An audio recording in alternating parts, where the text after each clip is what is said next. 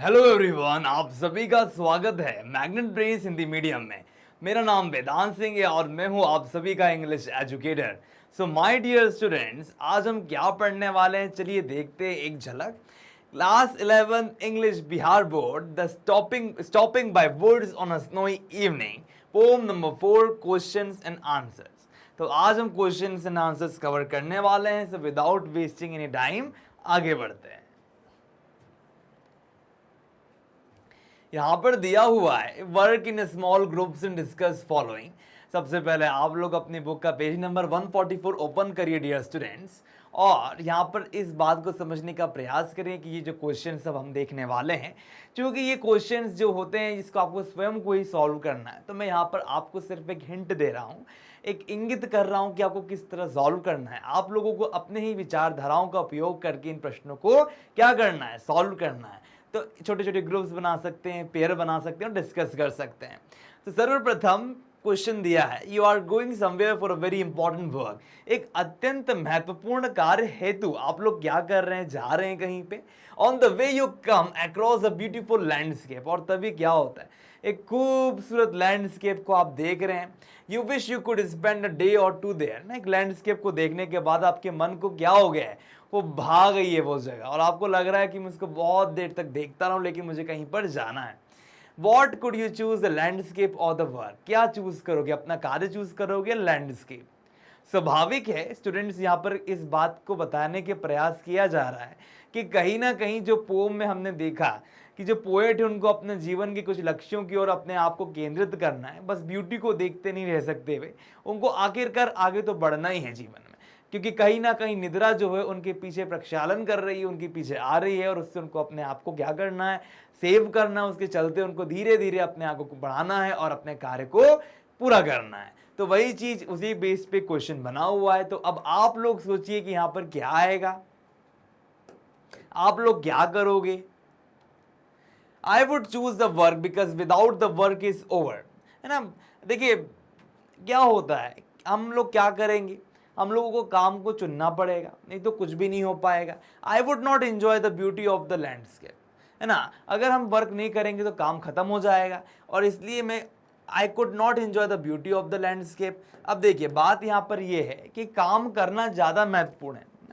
I could not enjoy the beauty of the landscape. It may be possible that I may stay there at the time of returning when the work is finished successfully, है ना। मान सकते हैं कि हमें को काम करना है, तो काम करने के चक्कर में मैं अपनी ब्यूटी को वेस्ट कर लूँ या देख ना पाऊँ, अपना समय वो वेस्ट कर सकता हूँ। लेकिन हो सकता है कि अपना काम करने के बाद भी उसको देख लूँ। तो वही बात है, काम को हमको महत्व देना है। क्वेश्चन नंबर 1 दिया है, why does the horse find the situation strange. यहां पर क्वेश्चन नंबर 1 ये कहता है कि ऐसा क्यों है, हॉर्स के बारे में पूछा गया है। तो why does the horse find the situation strange, like horse के लिए वो कंडीशन इतनी अजीबोगरीब क्यों थी। स्ट्रेंज का मतलब होता है अजीबोगरीब। तो यहां पर हम देखते हैं, दिस इज अनयूजुअल, है ना, ये एक असामान्य सी बात है। Because the horse usually stops a farm house and at that time no house is near by, that is why the horse wonders as to why is master the rider should stop there at such a lonely place. Like जो horse होता है, अब horse ने क्या देखा है, जो घोड़ा है ना, घोड़े को चलाने वाला कौन होता है, हम ही लोग होते हैं, आदमी या महिला, जो भी बच्चा है। तो क्या होता है, घोड़े ने हमेशा यही देखा रहता है कि कोई घर है या आसपास कोई एरिया है जहां पर आदमी आकर रुकता है या उसको रोकता है। लेकिन यहाँ पर जहां पर वो आया, यहाँ पर क्या है, यहाँ पर वुड्स है और एक जगह सूखा तालाब है जो कि बर्फ से ढका हुआ है, बीच में उसको लाके खड़ा कर दिया है। अब वो अत्यंत क्या कहना चाहिए, परेशानी की अवस्था में है, उसको समझ नहीं आ रहा क्या करा जाए। तो वही चीज है, इसी चीज को यहाँ पर बताया गया है, दुविधा को बताया गया है घोड़े की। क्वेश्चन नंबर 2 है, the speaker refers to the owner of the woods in the opening stanza, है ना। अब यहां पर क्या कहा गया है, जो स्पीकर है ना, जो बोलने वाला है, refers to the owner of the woods in the opening stanza. कहीं ना कहीं शुरुआत में ही ये जानकारी वो दे देता है कि कौन है यहाँ का रहने वाला। तो who does the owner stand for here. अब यहाँ पर कौन है ऑनर, कौन है ना घर का। अब जहाँ पे वुड्स है, किसका है ये वुड्स। तो ऑलरेडी स्टूडेंट्स मैंने आपको बताया है कि फॉरेस्ट कोई किसी की संपत्ति नहीं होती, हाँ, एक वुड्स एक इलाका होता है जहाँ पे कोई अपनी एक जगह बना के रखे तो उसको हम कह सकते हैं। तो वही बात है, यहाँ वुड्स की बात हो रही है। According to the poet the owner of the woods lives in near by village. अब पोएट के अनुसार जब जैसी पोएट एंटर करते हैं वहां पे वुड्स में अपने घोड़े के साथ, तो वो रुक जाते हैं और वहां पे उनको ये चीज एहसास होता है कि उनको शायद पता है कौन है इसका ऑनर। हाँ, वो ऑनर है जो कि विलेज में रहता है। तो वो कहाँ रहता है? विलेज में। ठीक है, ही इज अ विलेजर ना, वो विलेज में रहने वाला है, लेकिन ये वुड्स उसका है। Does the speaker like the scene? अब यहाँ पे जो दृश्य है उसको स्पीकर पसंद करता है। विच वर्ड्स और फ्रेज सजेस्ट दिस? कौन से वर्ड्स हैं, कौन से फ्रेज हैं जो इनको बताता है? The speaker likes the scene. यहाँ पर जो स्पीकर है वो सीन को पसंद करता है, व्यू को पसंद करता है। The scene is full of natural beauty. कहीं ना कहीं जो सीन है पूरी तरीके से नेचुरल ब्यूटी से भरा हुआ है। The phrase suggest that the scene in the phrase woods and flake, है ना। यहाँ पर क्या है? वो दो वर्ड हैं, देखिए। The phrase suggest the scene. अब जो सीन है उसको कौन सा फ्रेज सजेस्ट कर रहा है? एक वुड्स और फ्लेक, यानी a small flat very the thin piece of something. Flag क्या होता है ना? एक छोटा फ्लैट और very thin piece of something. आप स्नो की फ्लैग्स को देख सकते हो। How many times does the speaker use the word woods? कितने बार जो स्पीकर है हमारे उन्होंने वुड्स का उपयोग किया हुआ है इस कविता में। Which adjective does he use for woods? कौन सा विशेषण यूज किया है वुड्स को बताने के लिए? Use for woods. The word woods has been used 4 times. Dark adjective has been used the word woods. यहाँ पर देखिए woods जो है particularly इसका 4 बार यूज किया गया है और adjective has been used for the word woods और एक adjective का यूज किया गया है woods के लिए। What does sleep mean in this poem? अगर हम इस पोम की बात करते हैं तो यहाँ पर सोने का अर्थ क्या है? अब जैसे कि मैंने बताया इस पोम की सबसे बड़ी खासियत ये है कि आखिरी की जो 2 लाइनें हैं वो बहुत ज़्यादा फेमस हो गई कि वो कहीं ना कहीं वो उद्देश्य पूर्ति के बारे में आदमी को सजा कर रही हैं, साझा दे रही हैं, इंडिकेशन दे रही हैं कि उद्देश्य पूर्ति महत्वपूर्ण है मेरे लिए। तो स्लीप से आप क्या समझते हो? एक तो है इस पोम में स्लीप का मतलब रेस्ट लेना, रुकना, और या तो मरना, 2 चीजों का अर्थ निकल कर आता है। Which promises is the speaker talking about? यहां पर कौन से promises, कौन से वायदों की बात हो रही है? Speaker is talking about his promises and his obligation at home where he has to reach without delay. देखिए, अपने कर्तव्य पालन की बात यहाँ पर बहुत अच्छे तरीके से जो स्पीकर ने रखी है। उनका कहने का अर्थ यहाँ पर ये है कि उनका घर भी है जहाँ पर जाकर उनको क्या करना है, अपने घर का भी ध्यान रखना है। वो खड़े खड़े सिर्फ सीनरी नहीं देख सकते। तो वही बात है, उनको बिना किसी देरी के, बिना किसी डिले के वहां पर पहुंचना है। What does and miles to go before I sleep? And miles to go before I sleep से हम क्या समझते, क्या सजेस्ट करती है ये लाइन? तो पहली बात तो आई स्लीप आ गया समझ में आपको, पूर्व के क्वेश्चन में हम समझ गए। अब देखते हैं। The poet reminded himself that he had to travel long. अब यहां पर क्या कहा जा रहा है डियर स्टूडेंट्स? यहां पर यह कहा जा रहा है कि जो पोएट हैं रिमाइंड करते हैं अपने आप को that he had to travel long before. उनको क्या करना है? उनको बहुत लंबी यात्रा जो है उसको कवर करना है और he might to take rest, और थोड़ा बहुत रेस्ट भी लेना है। So he resumed his journey. इसीलिए वो क्या करते हैं, वो अपनी जर्नी जो है वापस से सुचारू रूप से कंटिन्यू कर लेते हैं। He thought that he had to keep his promises. उनके जहन में एक ये वाली बात भी बहुत अच्छे तरीके से मौजूद थी और वो यह थी कि he had ना, उनको क्या करना है, कुछ काम करना, अपने प्रॉमिसेस को रखना है। he had thus to go miles before he could take rest। और उनको क्या करना है, बहुत आगे तक जाना है ना, रेस्ट लेने के पश्चात। he had cover a long distance before he could enjoy sleep। सोने से पहले ही उनको बहुत लंबी यात्रा को कवर करना है। In this connection the sense of duty became stronger. और यहाँ पर हम देख सकते हैं जो भाव है कर्तव्य पालन का वह अत्यंत मजबूत स्थिति में हमको यहाँ पर देखने को मिलता है। He all together rejected temptation of stopping there, कहीं ना कहीं वे खारिज करते हैं प्रलोभनों को, है ना। अब टेम्पटेशन जो होता है आदमी का प्रलोभन होता है, अब खूबसूरती का भी प्रलोभन है, प्रकृति के द्वारा बनाई गई। हम बोलते हैं स्त्री प्रकृति का ही स्वरूप है, स्त्री खूबसूरत होती है, वैसे प्रकृति कितनी खूबसूरत होगी। तो वही चीज है, प्रकृति के सौंदर्य में इतना नामग्न होकर वो क्या कर रहे हैं, आगे की ओर प्रस्थान कर रहे हैं। प्रश्न क्रमांक 8, find out the rhyme scheme of the pome. अब यहां पर आपको राइम स्कीम के बारे में बताना है। The pome is imaginative and suggestive. अब कहीं ना कहीं जो पोम है बहुत ज्यादा क्या है, काल्पनिक है और बहुत ज्यादा किसी विषयों की जानकारी प्रदान कर रही है। It is highly inspiring in motivating, कहीं ना कहीं ये हमको क्या कर रही है, अपने से जोड़े रखी है, हमारे अंदर इंटरेस्ट क्रिएट कर रही है और बहुत ज्यादा हमको मोटिवेट कर रही है। The rhyming of the pome is very impressive, बहुत ज्यादा इंप्रेसिव है। In the first stanza the first line rhymes with the fourth line. अगर हम पहले स्टेंजा की बात करते हैं तो जो पहली लाइन है वो क्या करती है, राइम करती है फोर्थ लाइन से। सेकेंड स्टेंजा में क्या होता है, फर्स्ट लाइन जो है राइम करती है फोर्थ लाइन से। In the second stanza the first, second and fourth line rhyme, ठीक है। और in the third stanza the first line rhymes with the second line and the third line. In the fourth and the last stanza all the four lines rhyme with one another. अब यहां पर क्या हो रहा है dear students, हमको इस बात को समझना है। देखिए पहली बात तो ये है कि जो पहला स्टेंजा जो है ना फर्स्ट लाइन का, वो राइम करता है चौथी लाइन, है ना, समझ जाइए।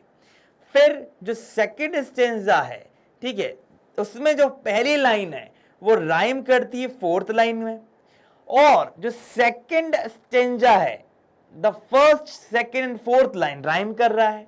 सो इन द थर्ड स्टेंजा, जब हम थर्ड स्टेंजा में आएंगे तो जो पहली लाइन है वो राइम करेगी सेकंड लाइन के द्वारा और तीसरी लाइन के द्वारा। मैं समझ रहा हूं बहुत कंफ्यूजिंग है, आप रीड करोगे समझ में आ जाएगा। और जो फोर्थ है और जो लास्ट स्टेंजा है, ऑल द फोर लाइन्स जो है यहां पर राइम करते हुए दिख रही हैं। Which words evoke the sense of sound? Make a list of such words.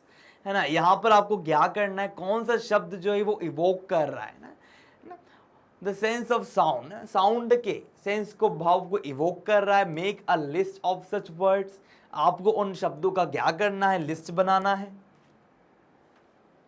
The following word evoke the sense of sound like woods, know, though, snow, lake, darkest, mistake, black, dark, deep, keep and sleep. Does, अब यहां पर आ जाते हैं हम long question answers पे। Page number 146 में दिया है question number 1, does the horse in the poem suggest anything about the speaker. जो हॉर्स है इस पोम में, क्या वो कुछ सजेस्ट कर रहा है, कैसे और कब, what and how. The horse is surprised about the speaker, कहीं ना कहीं जो हॉर्स है वो कुछ ज्यादा ही सरप्राइज्ड है स्पीकर को देखकर, एस्टोनिश्ड है, आश्चर्यचकित है। There is no farm house in the woods, पहली बात तो जो वुड्स है, जो जगह है, किसी और की, अननोन है, हमको नहीं पता, वहां पर आ गए हैं। दूसरी चीज, वहां पर कोई फार्म हाउस नहीं है, कोई कॉटेज नहीं है।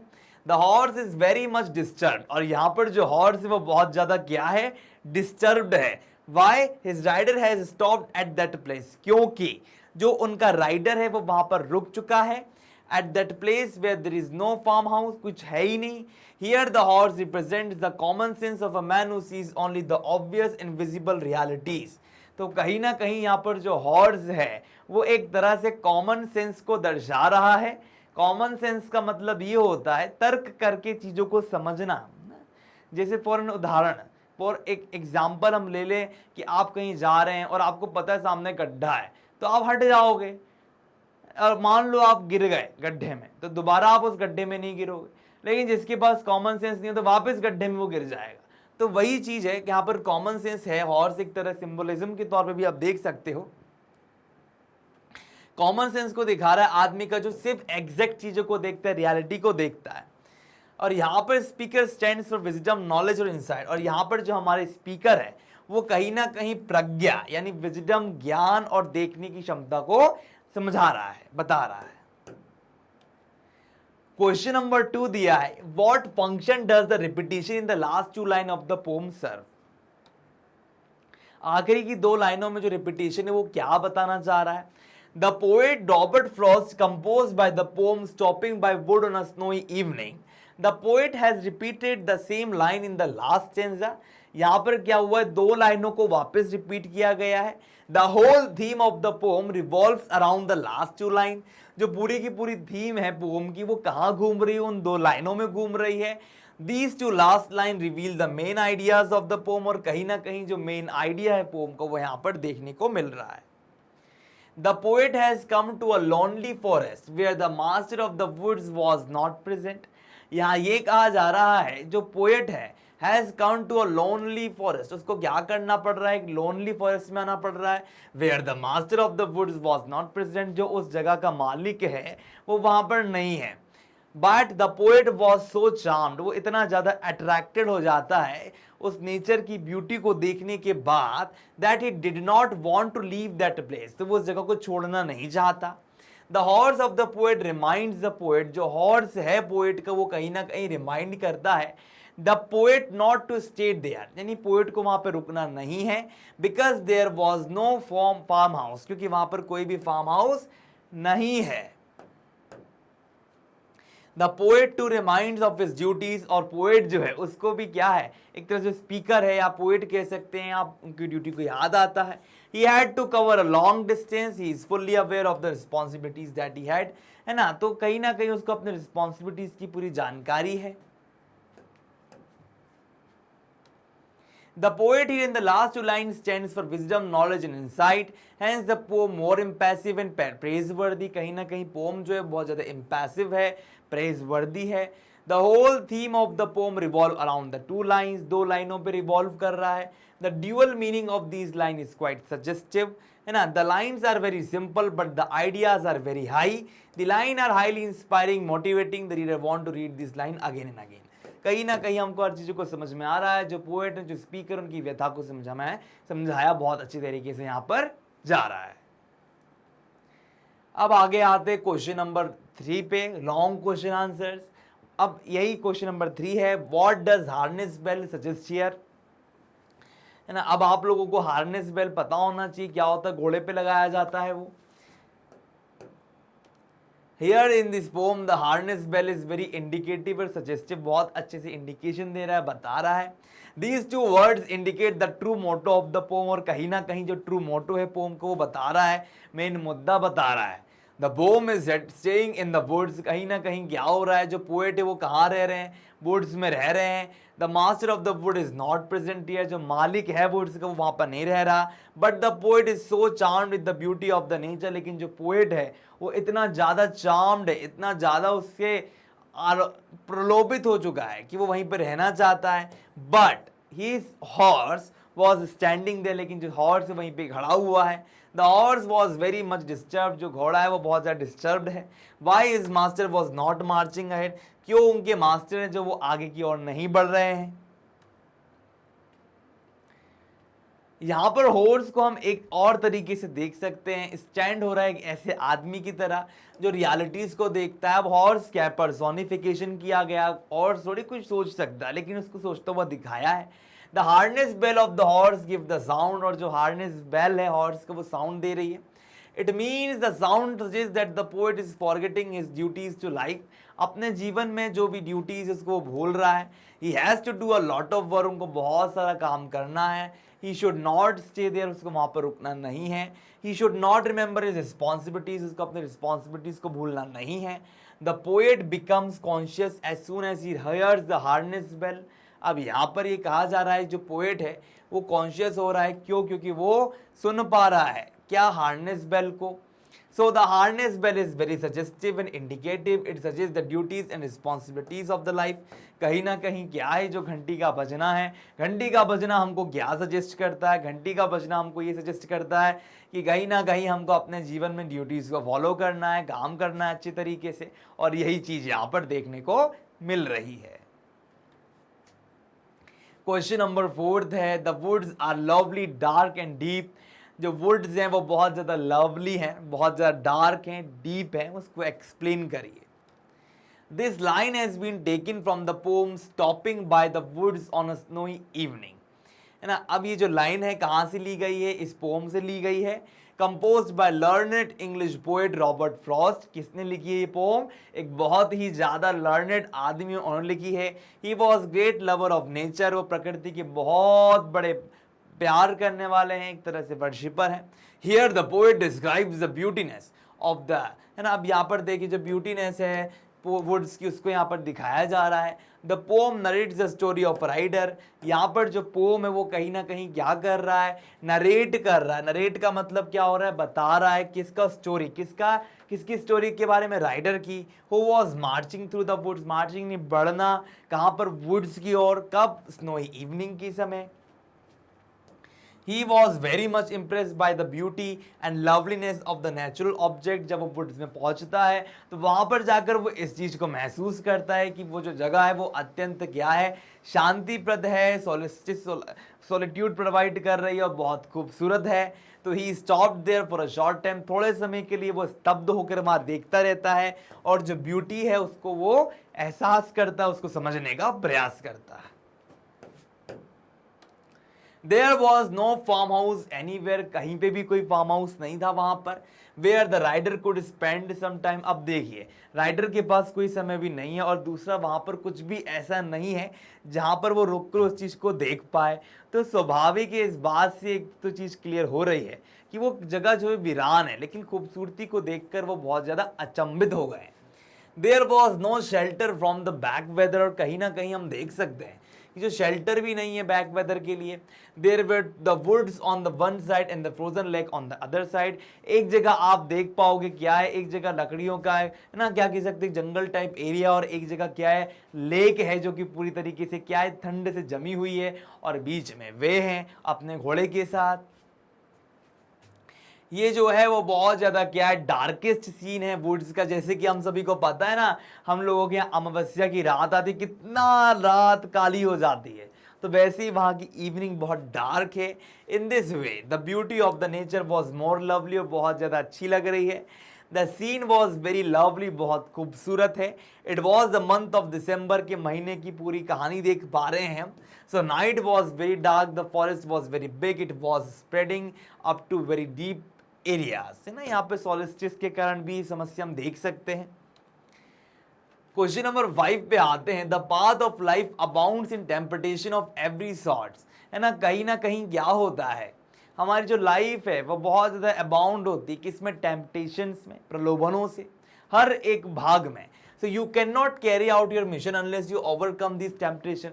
इन प्रलोभनों को जब तक आप अपने सामने से ना, दूध में जैसे मक्खी को हटा देते हैं वैसे हटाओगे नहीं, तब तक शायद आप कुछ अचीव ना कर पाओ अपने जीवन में। इसी की बात को लेकर एक प्रश्न को बनाया गया है और यहाँ पे बोला है कि आपको थोड़ा एग्री कर रहे हो कि नहीं कर रहे। अगर कर रहे हो तो बताओ, इलुस्ट्रेट करो, एग्जाम्पल देकर बताओ, समझाओ। The path of life bounds. अब अबाउंड से क्या समझते हो? Exist in a large number और अमाउंट, है ना। जिंदगी की जो राह है वो बहुत सारे हैं। इन temptation of every short one can not carry out his mission. और पाथ जो है लाइफ का वो अबाउंड करता है इन टेम्पटेशन। लाइक इतने सारे जगहों पे इतनी सारी चीजें हैं करने की लाइफ में और कितने सारे प्रलोभन हैं हर एक जगह पे, हर एक शॉर्ट ऑफ लाइफ में। One can not carry out this mission unless one overcomes this temptation. Temptation का मतलब होता है प्रलोभन। माय डियर स्टूडेंट्स, जैसे कि हमने पोम को बहुत अच्छे तरीके से पढ़ा और पोम को पढ़ने के बाद हमारे समक्ष एक बहुत बढ़िया सी जानकारी उपलब्ध हुई और वह यह है कि जैसे ही वो वहां पर जाता है तो क्या होता है? स्पीकर पूरी तरीके से अचंभित हो जाता है। अब अचंभित होने का मतलब ये वो टेम्प्टेड हो गया है, वहां की जो जगह है उसने उसको अपने ओर आकर्षित कर लिया है। घोड़ा जो है वो घंटी बजा रहा है, दर्शा रहा है कि भाई यहाँ से चलो, मुझे कुछ समझ में नहीं आ रहा। एक जगह क्या हो रहा है? आदमी जो है खूबसूरती को देखकर लगा हुआ, उसको देखना है और फिर अचानक उसको ये एहसास होता है कि वो जगह छोड़कर वहां से आगे की ओर निकलना है। तो वही चीज जो है यहाँ बताई गई है। तो वैसे ही हमको टेम्पटेशंस जो होते हैं जिस तरह से जो स्पीकर हैं, जो पोएट है, वहाँ से हट जाते हैं। तो वही चीज़ हमको अपनी चीज़ों से ओवरकम करना है। ऐसा नहीं होना चाहिए कि हम एक जगह की खूबसूरती को निहारते रह गए और हमारी निहारने के कारण हमारा समय एंड हो गया और हमारी मृत्यु हो जाए या हमको वो समय हमारे हाथ से छिन जाए। Man's life is full of temptation. आदमी का जीवन जो होता है पूरी तरीके से प्रलोभनों से घिरा होता है, टेम्पटेशंस होता है ना। Every man like to live glorious life. The same thing is found in the present poem Stopping by Woods, A Snowy Evening. तो हर एक आदमी क्या चाहता है, अपना जीवन को भव्य तौर पर जीना चाहता है, भव्यता चाहता है अपने जीवन में कि मेरे जीवन में ये भी हो, मेरे पास तो अच्छी अच्छी गाड़ियाँ हो, मेरे पास सब कुछ हो, है ना, वाइफ हो, बच्चे हो, बड़ा घर हो, बड़ी गाड़ी हो, हर एक चीज़ हो मेरे पास। कुछ भी ना हो, मैं तो चाहता हूँ भगवान भी मेरे पास ही आ जाए। तो कुछ ना कुछ चीज़ें ऐसी होती जो आदमी का लालच और टेम्पटेशन है वो बहुत ज़्यादा होता है। The poet is charmed with the beauty of nature. कहीं ना कहीं क्या है, जो पोम है ना, जिस पोम की हम बात कर रहे हैं, तो पोएट जो वो चार्म कर रहा है किसके साथ, ब्यूटी और नेचर के साथ। He does not want to leave the woods. वो कहीं ना कहीं जो है वुड्स को छोड़ना नहीं चाहता है। He wants to enjoy the happiness in nature. कहीं ना कहीं जो प्रकृति है उसको वो इंजॉय करना चाहता। He has forgotten all his duties to life. अपने जीवन के सारे कर्तव्यों को जब खूबसूरती के समक्ष वो आ जाता है, तो मान लो कि ऐसा हो गया कि उसके दिमाग के समक्ष खूबसूरती इस तरह हावी हो रही है कि जीवन की सभी चीजों में उसको प्रलोभन देखने को मिल पा रहा है। अर्थात यहाँ पर यही कहा जा रहा है कि प्रलोभन ही उसको रोक के रखा हुआ था, लेकिन थोड़े ही क्षण बाद क्या होता है, उसके मस्तिष्क की बत्ती जल पड़ती है और उसको ये बात याद हो जाती है कि उसको इस स्थान से प्रस्थान करना है, आगे की ओर अग्रसर होना है, जो कि अत्यंत महत्वपूर्ण बात है और जो हमको अपने जीवन में उतारनी चाहिए। So he has forgotten all his duties to life. ना उस क्षण के लिए, थोड़े ही समय के लिए अपने पूरे कर्तव्यों को भूल पाना। But he did not so in order to live happy in his real life. A man must overcome the temptation and glories of life. कहीं ना कहीं क्या होता है, आदमी को अपने सामने ना क्या होता है, उन सभी चीज़ों पे विजय प्राप्त करनी चाहिए। जैसे कि भगवान श्री कृष्ण कहते हैं, या आप कोई भी धर्म में जाओगे वहाँ पर ये कहा गया है कि इंद्रियों का निग्रह करना अत्यंत आवश्यक है, अन्यथा ये इंद्रियां क्या करेंगी, ग्राह की तरह आपके समक्ष आएंगी और आप पे झपट्टा मार के आपको नुकसान पहुंचा देंगी। तो वही चीज यहाँ पर देखने को मिलती है। Temptation and glories are not everlasting. ऐसा नहीं है, आप लोगों को तो ये पता ही होगा कि जो खूबसूरती होती है वो ज़्यादा समय के लिए नहीं होती। क्यों नहीं होती? क्योंकि खूबसूरती का कोई गंतव्य ही नहीं। खूबसूरती बस देखती है, माइंड को प्लीज करती है। और टेम्पटेशन ही वैसा है, ग्लोरीज भी वही है, जहां आपके लाइफ में हर एक चीज करने की मंशा जो उठने लगेगी, लेकिन वो मंशाएं जो है क्या है, पानी की बुलबुले की तरह है, आएगा और जाएगा और खत्म हो जाएगा। A man must leave a real and responsible life. इसीलिए आदमी को क्या करना चाहिए, एक असली जिंदगी जीना चाहिए और रिस्पॉन्सिबिलिटी को लेना चाहिए। बोलते ना, जिंदगी में कभी घबराना नहीं है, बिना घबराए हमें आगे बढ़ते जाना है और आगे बढ़ते जाना है, कदम कदम बढ़ाए जा, कहते हैं ना, एक बहुत अच्छी लाइन भी है। तो यही चीज है जो हमको समझनी है। क्वेश्चन नंबर 6 यहाँ पर बोल रहा है, if you have to choose between worldly pleasure and the goal of your life, what you will choose. अगर इस पोम को आप पढ़ते हो उसके बाद आपको क्या ज्ञात होता है, देखिए, if you have to choose, अगर आपको चुनना हो क्या, वर्ल्डली प्लेजर, जो दुनिया की जितनी ही भोग विलास है, जब उसके चुनने की बारी आए तो आप क्या चुनोगे, उनको चुनोगे या अपने जीवन के लक्ष्यों को चुनोगे। क्या लक्ष्य आपकी लाइफ को डिफाइन करता है, या यहाँ पर जो वर्ल्डली प्लेजर है, जो दुनिया का प्रलोभन है, खूबसूरती है ना, उसमें आपको मंदमस्त होना है। What will you choose, why, अगर है तो रीजन दीजिए। तो इसका आंसर है, if I have to choose between worldly pleasure and the goal of my life, अगर मेरे को चूज करना है अपने जीवन में क्या, वर्ल्डली प्लेजर और गोल ऑफ माई लाइफ, तो मैं क्या करूंगा, I would prefer to live a real life. मैं एक बहुत अच्छी जिंदगी जीना चाहूंगा। Worldly pleasure are purely temporary. यहां पर क्या है, जो वर्ल्डली प्लेजर है वो टेम्पररी है। तो जैसे कि आप लोगों को यहां पर मैं यही बताना चाहूंगा कि आई वुड ना, मैं प्रिफर करना चाहूंगा, I would prefer to live a real life, मैं एक असली लाइफ जीना चाहूंगा, ऐसी नहीं कि दिखावटी वाली। Worldly pleasure are purely temporary. अब यहां पर यह कहा जा रहा है कि जो दुनियादारी में जो भी चीज हम देखते हैं ना, वो थोड़े समय के लिए टेम्पररी है, हमेशा नहीं रहेगा। They are not ever lasting, they do not give real pleasure of life. The real goal of life is ever lasting in for well being of the masses, है ना। देखिए हम यहाँ पर मासेस की बात करें, लोगों की। एक अच्छा जीवन क्या होता है? लोगों के लिए समर्पित होता है। एक आदमी आता है समाज में, और समाज में आने के बाद वह प्रयास करता है एक ऐसी छवि बनाने की जो लोगों को क्या करे, लोगों को प्रेरणा दे, ना, लोग उसका अनुपालन करें, उसके पास आए, उसको फॉलो करें। अच्छा व्यक्ति कौन होता है? जो काम करता है। ये नहीं कि जिंदगी में आ गए तो गाड़ी बनाना, घोड़ा लाना, सब कुछ लाना, ये सब नहीं। जिंदगी का अर्थ होता है लोगों के लिए कुछ करना, अपना जिंदगी में कुछ समर्पण लाना। The real goal of life is discharge one's responsibility and duties to the society. कार्य कुछ भी हो, नेल्सन मंडेला ने एक बार कहा था डियर स्टूडेंट्स कि अगर कोई मुझसे कहेगा कि मुझे झाड़ू लगाना है तो मैं इतनी अच्छी झाड़ू लगाऊंगा कि उससे बेटर झाड़ू कोई ना लगा सके। तो काम को लेकर कभी भी ये नहीं देखना छोटा बड़ा क्या होता है। ड्यूटी इज ड्यूटी, आपको अपना ऑनर्स करना है, जितना अच्छा कर सकते हो उतना अच्छा करो। तो इसी के साथ माय डियर स्टूडेंट्स ये वाला चैप्टर जो है ओवरऑल ना, हमारा क्वेश्चन आंसर का सेक्शन जो है इस चैप्टर का वो ओवर हो गया है। यदि कोई भी डाउट्स हैं, कोई क्वेरीज हैं, तो कृपया करके आप कमेंट सेक्शन में कमेंट करके बता सकते हैं। और एक बात और बताना चाहूँगा, हमारे पास सारे कोर्सेज अवेलेबल हैं, जैसे कि आप यहाँ पर देख पा रहे होंगे, दृष्टिगोचर हो रहा है आपको यहाँ पर कि यहाँ पर CBSE, NTSC, CBSE, Hindi, English medium सारे कोर्सेज अवेलेबल हैं फ्री ऑफ कॉस्ट। आप हमारी इसको लाइक करें, शेयर करें, सब्सक्राइब करें, और आप लोगों का धन्यवाद।